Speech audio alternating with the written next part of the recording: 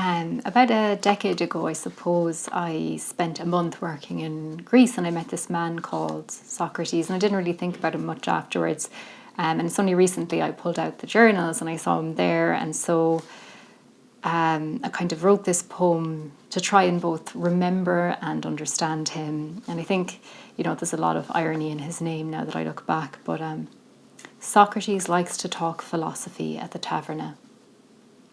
It must be the burden of his name, all this talk of philosophy, which seems to be just talk. He's full of chat, never short of a story, maybe even lonely. He reminds me of old men sipping pints on worn-out stools, though he drinks ouzo, and this is his taverna.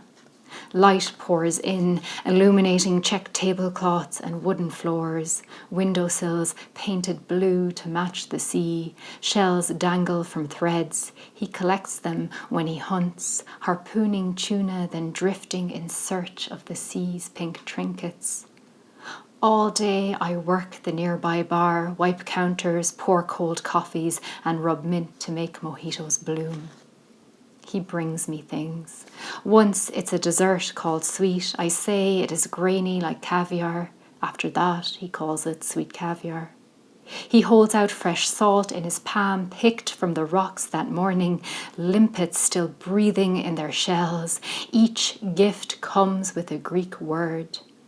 I take these parcels of language and eat my fill. He brings wild capers. His arms raw with scratches, he followed goats across the mountain to find them. He will use the leaves for salad, pickle the stalks, use each part of the plant, not just the caper. He fills silence, and I soak in his sentences. Slowly, he is building a house in the mountains. His mother says, to really live life, you must build your own home and have a wife. He looks out to sea as she says this. What is it he sees out there? Maybe America. Most days he mentions it, how he saved $50,000 because he never went to the movies and didn't know how to spend it. He remembers an Irish woman in Brooklyn, how he stood in the streetlight and threw pebbles at her window, as if in one of those movies he never went to see. She sat inside, terrified. I imagine him young and burning in a land of concrete.